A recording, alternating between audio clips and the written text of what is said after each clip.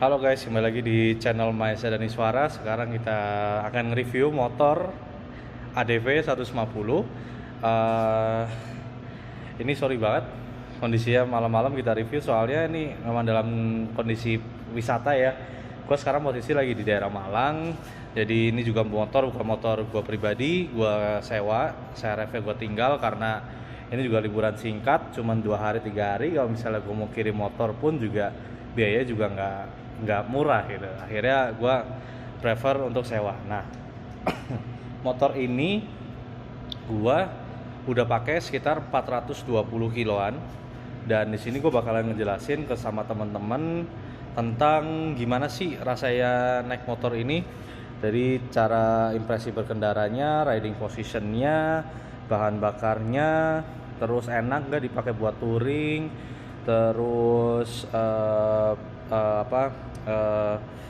dan yang lainnya ya. Nanti kita sembari berjalan aja. Oke, sekarang dari tampilannya dulu ya. Kalau untuk motor ADV ini memang sih dari segi tampilan memang keren banget. Lu lihat semuanya, warnanya memang adventure banget. Terus knalpotnya juga di atas itu, tuh lihat tinggi banget. Terus secara overall ini ganteng banget motor memang, apalagi lampunya juga semua full LED. Ini kalau kita nyalain, nah ini sudah kilas ya guys, tuh. Nah tuh ya, lampunya depan, coba kasih lihat lampunya. Nah, keren banget ya lampunya ya. Tuh sudah LED, lampu sennya juga sudah LED. Kita coba nyalain. Sorry. Nah nih ya, kanan kiri semua LED sampai belakang. Lampu belakangnya juga boleh dilihat, kasih lihat. Ini ciri khasnya dari ADV. Lampu belakangnya dia kayak gini guys. Jadi kayak ada siluet X-nya gitu. Itu semua udah full LED. Semua ada full LED, sudah ada DRL ya. Terus coba kameranya arahin dulu. Nah, ya keren banget ya guys ya. Tuh lampu belakangnya. Ini gue lihat platnya plat N. Nah, jadi gue juga mau kasih informasi sama teman-teman kalau misalnya mau sewa motor ADV ini bisa ke Paparen. Paparen itu nanti bisa dikontak lewat Twitter @paparen. Paparen. Nanti gue tulis di kolom komentar ya. Gue lupa ininya. Kurang lebih sih nanti kalau nggak salah Paparen gitu. Di sini guys, coba dari sini. Nah, ada namanya sini Para Papa, emang agak sulit ya namanya di sini. Nah di sini kalau nih Para Papa, dicari aja di Twitter atau Instagramnya ada kok. Ini enggak overall sih secara kondisi motornya juga bagus, enak dipakai, dikendarain. Recommended sih buat teman-teman kalau misalnya mau sewa. Nah kembali ke motornya, tadi secara tampilan udah ya kan. Sekarang kita lanjut lagi ke sini, ke bagian dashboardnya ya. Kasih lihat. Nah di sini lumayan informatif ya untuk ininya. Nah sini kilometernya nih kita lihat, trip A 422,3 km. Ini gue udah jalan. Jadi motor ini sempat gue bawa sampai ke daerah Blitar, terus jelajah Gunung Bromo, terus ini selama 2 hari 3 hari dan eksplor Malang ya, Malang Batu, total 422,3 km. Nah ini konsumsi bahan bakar secara keseluruhan 45,2 km per liter. Nah ini coba menurut teman-teman irit atau enggak nih, soalnya nih 45,2 ini sudah termasuk dengan kita main di daerah Bromo kan naik turun. Nah kita sorot lagi ke sini. Cara fitur-fiturnya ya, di sini ada 2 tombol ini. Pertama select A, ini ada yang A, ini ada yang B ya. Nah ini kita pencet, ini dia ganti informasinya ke aki. Terus ini air temperaturnya, suhu udaranya, ini average full consumption trip B. Jadi ada trip A, trip B, dan dia punya average consumption sendiri ya. Ini enak banget nih buat dipakai untuk touring. Jadi kita tahu bisa nentuin kemananya aja. Terus ini total ya. Terus Ini tadi air temperatur udara. Nah ini yang tadi trip A, terus ini full consumption-nya juga ini ada juga. Nah di sini ada ini untuk pemakaian bahan bakar nih, install full consumption-nya. Terus ini ada bahan bakarnya. Terus sini ada waktu, ini ada tanggal, ini juga jelas ya. Nah ini juga negatif display ya guys. Jadi kalaupun siang hari ini juga tetap enak dilihatnya, masih kelihatan. Apalagi kalau malam juga makin enak gitu. Nah terus lanjut lagi, ini untuk bagian dashboard sudah. Kita coba masuk ke riding position ya. Coba agak munduran lagi bro. Kita lihat riding positionnya. Nah ini riding positionnya. Kalau tinggi saya itu 173 cm dengan berat badan 95 kg.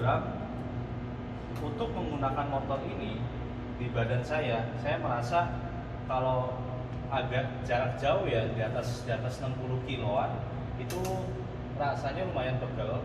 Nah, tapi pegelnya sebentar aja, mungkin karena saya belum terbiasa dengan motor ini. Itu hari pertama ya, pada saat saya touring ke Blitar, touring santuy. Nah itu di sini bagian sini agak pegel, tapi ya cuma di 50 km pertama. Setelah itu udah nggak pegel lagi. Habis itu kalau kaki memang ini nggak senyaman ADV, PCX atau NLEX ya, karena PCX benar-benar bisa lurus kayak gini, benar-benar rebahan. Cuman kalau ini sih udah cukup aman ya, kalau sudah cukup nyaman menurut saya. Dan kelebihannya dengan stangnya lumayan tegap, beda dengan PCX. Kalau PCX itu kan benar-benar relax, tangan kita juga ini agak tegap, posisinya juga sigap. Coba kasih lihat posisi tangannya. Nah, ini juga sigap juga posisinya. Terus apa sih keunggulan dengan sigap kayak gini? Kita jadi bisa lebih ready, lebih standby lagi kalau misalnya ada sesuatu yang ini handling kita jadi lebih enak, jadi bisa lebih agresif. Nah, itu kelebihannya posisi tegap begini. Cuman yang minusnya kadang di bagian sini agak pegel. Cuman ya kalau sudah terbiasa saya yakin sih pegel itu akan hilang. Terus bangku. Nah kalau bangku sih yang saya rasain ini memang nggak seempuk PCX ya, tapi sudah cukup nyaman ketimbang pakai CRF ya. CRF itu udah tipis, terus nggak lebar. Ini kan tipis tapi lebar. Nah bangku ini berasa tipis, dan kadang kalau misalnya kita ini ya, coba kita lihat sini. Nih, ini kan bangku. Ini kalau ketekan sama saya, kadang sampai bagian plastik dalamnya yang buat base-nya ini. Jadi bawahnya busa kan ada plastiknya tuh yang base-nya ini. Nah ini kadang berasa banget sampai masuk ke dalam tuh. Lihat tuh guys, tuh, berasa banget kan, tuh kelihatan tuh sampai ke dalam. Nah ini juga kadang kalau kita udah nyetir di atas 50 km berasa sih pantat juga agak sedikit pegel.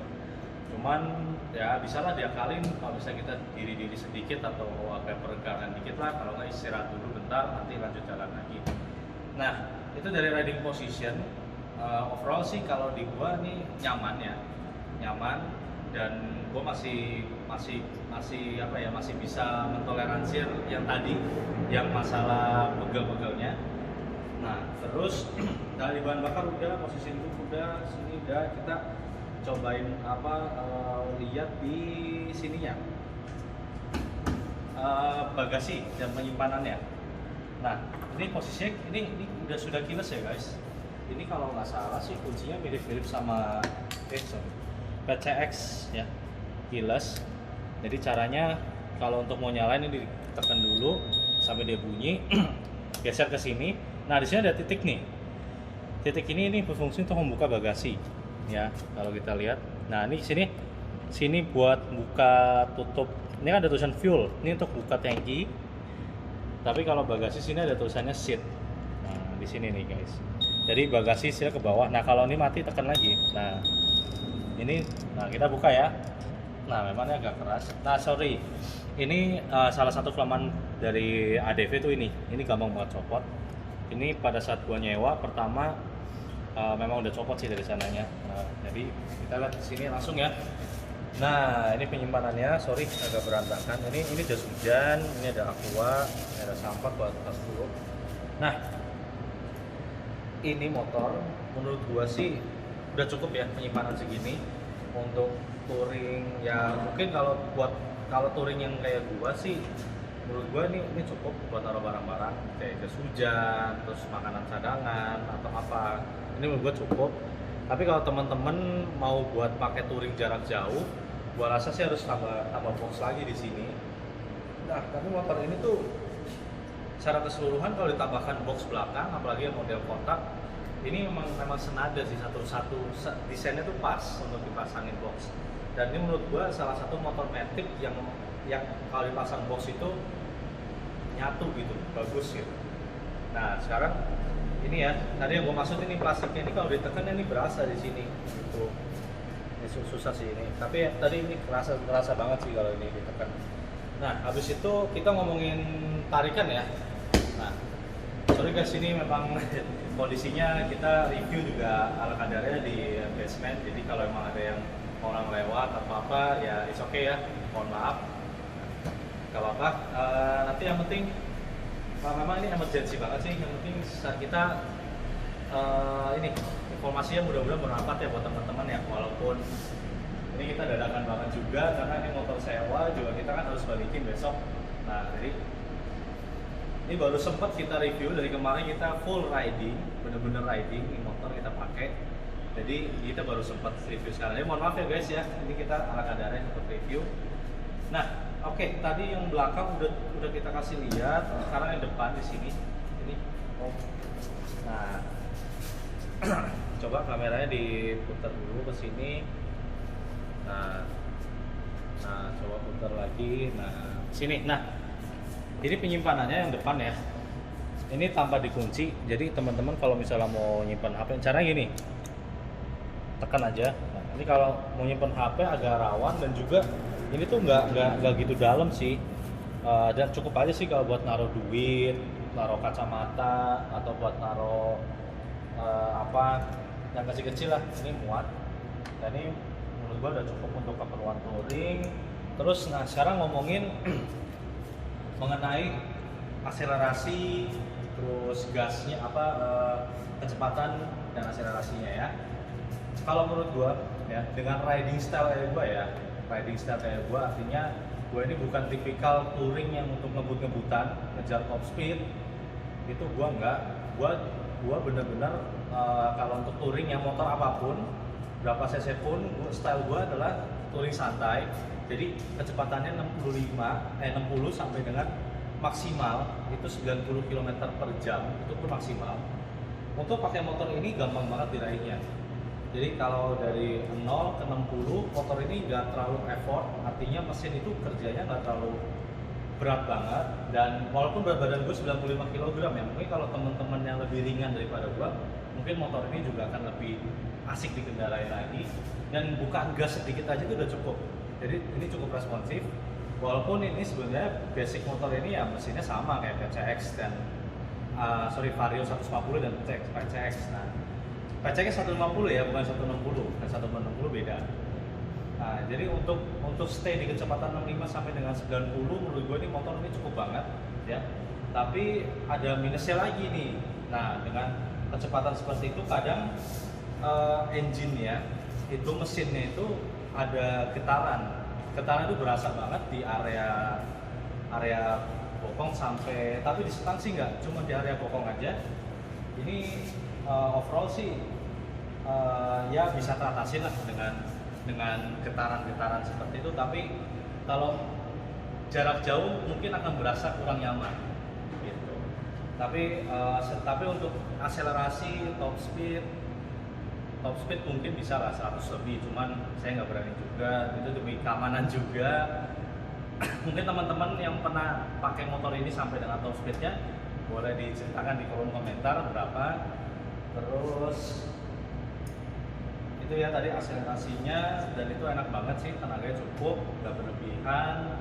Terus pas aja buat nyalip-nyalip juga cukup, enak juga, walaupun dia di kecepatan 80, kita betot lagi itu masih keluar tenaganya, nggak terlalu ngeden banget. Makanya tadi konsumsi bahan bakarnya menurut saya sih ini irit ya, untuk 150 cc. Itu pun untuk sudah dicampur dengan kondisi berkendara di Bromo. Nah, oh iya, untuk bahan bakar di Bromo itu sendiri, gue udah hitung ya di trip B-nya waktu itu, cuman gue nggak shoot karena memang keterbatasan alat juga, kayak GoPro kita juga nggak bawa karena ini benar-benar kita wisata singkat aja. Itu kilometer per liternya, tahu kan Bromo kita rutenya itu dari Malang melewati posko Jamplang ya, terus turun lagi ke Bukit Teletabis, naik lagi penanjakan 1. Nah itu kira-kira habis sekitar 34 km per liter. Itu di kondisi tanjakan yang cukup ekstrim ya. Kalau teman-teman udah pernah ke Bromo bisa tahu lah se ekstrim apa. Dan menurut saya sih masih cukup irit. Dan ini juga kompresi bahan bakar ya, itu 10 banding 8 kalau nggak salah. Jadi bahan bakar harus isi dengan Pertamax ya, jangan pakai Pertalite karena kalau Pertalite itu nanti bisa menimbulkan knocking. Knocking kalau dibiarin aja nanti saya nanti bisa.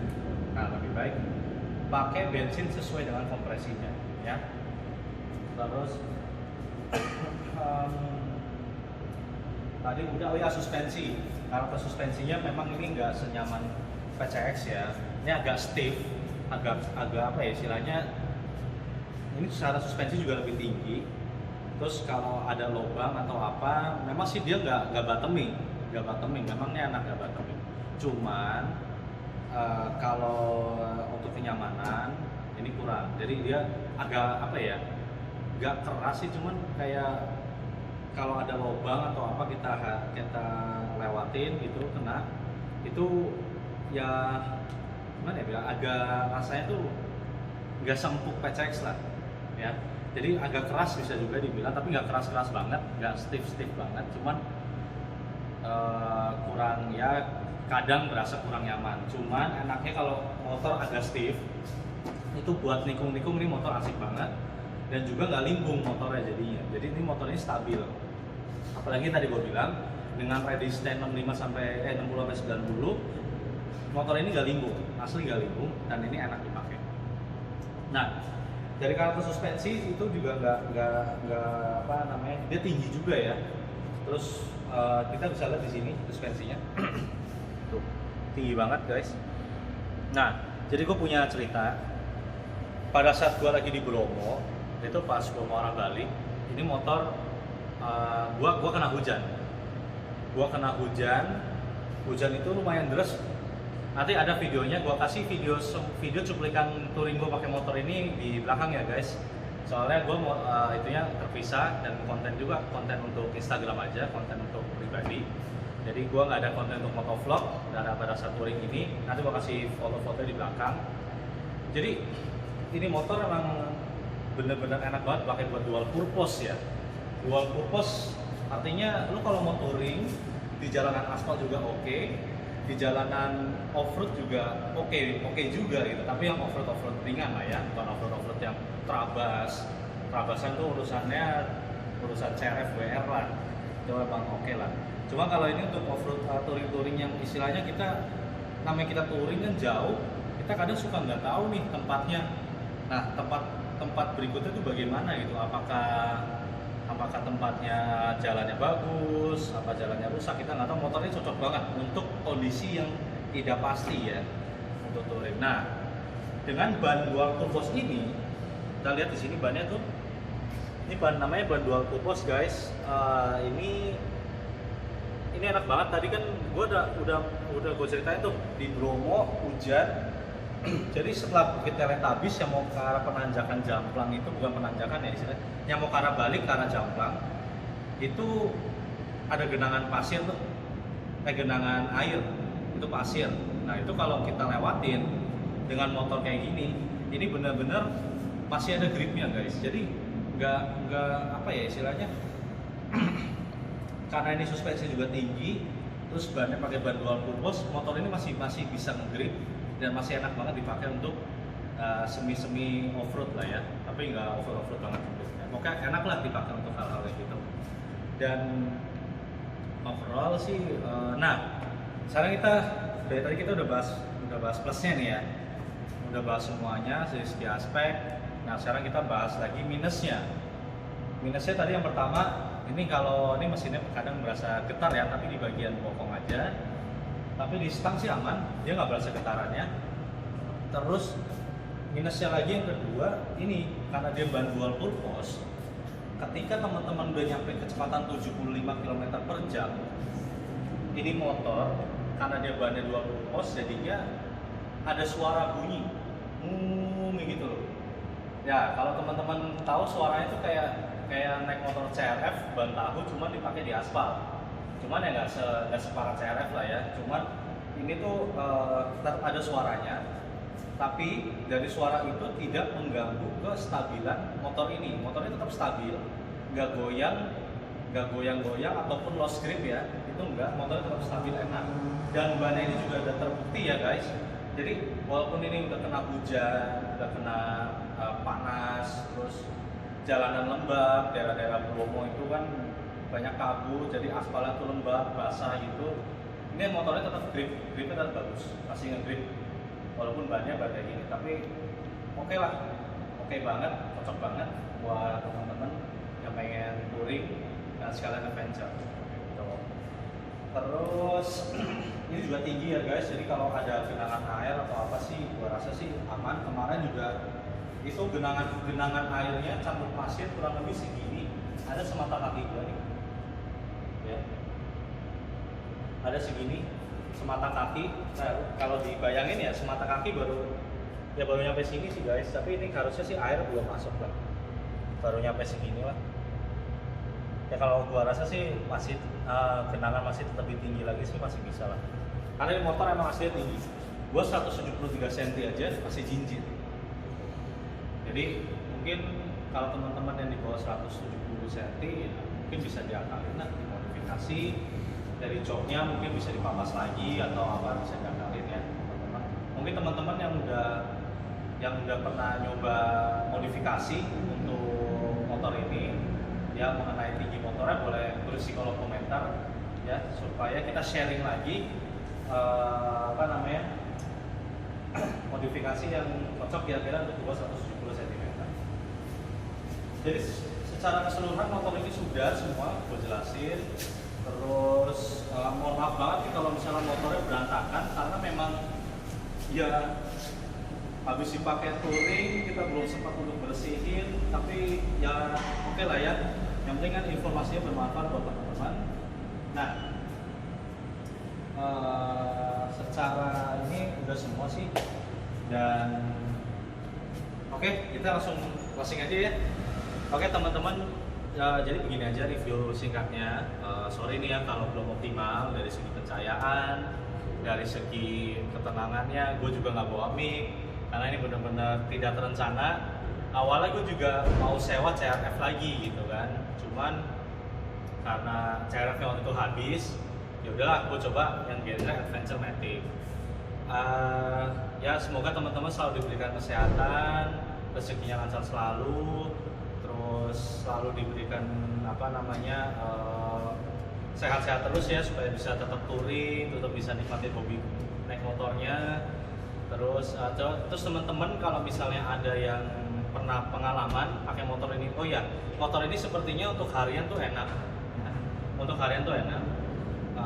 Tadi dari bagasinya juga ini, riding posisinya juga enak. Cuman mungkin kan saya baru pakai sekitar 3 atau 4 harian. Nah teman-teman kalau udah pakai untuk harian, mungkin boleh lah komentar di kolom komentar di bawah ya, supaya kita sharing aja nih. Gue pengen channel ini tuh bisa bermanfaat. Jadi nggak cuma dari sisi gue juga, tapi dari teman-teman yang lain yang udah punya pengalaman pakai motor ini juga tetap komentar. Jadi supaya lingkungan itu hidup, video ini hidup, supaya teman-teman yang lain yang mau beli motor ini nantinya nggak kebingungan gitu. Jadi menurut gua sih itu aja. Terima kasih sudah menonton video ini. Sekali lagi mohon maaf nih, nggak optimal banget untuk rekamannya. Oke, kalau gitu bye bye, see you on the next video.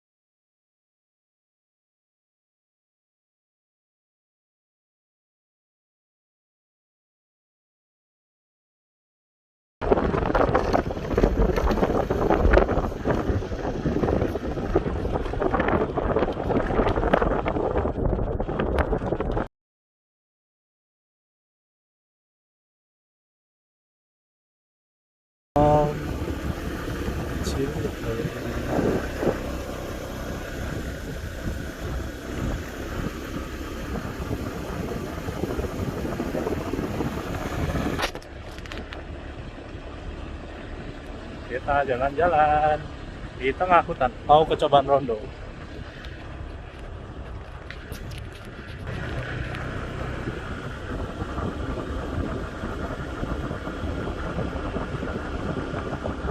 Sepi banget guys, sendirian nih. Oh ada tuh, ada orang tuh. Oh kirain sendirian aja. Yuk yuk yuk, kita explore lagi.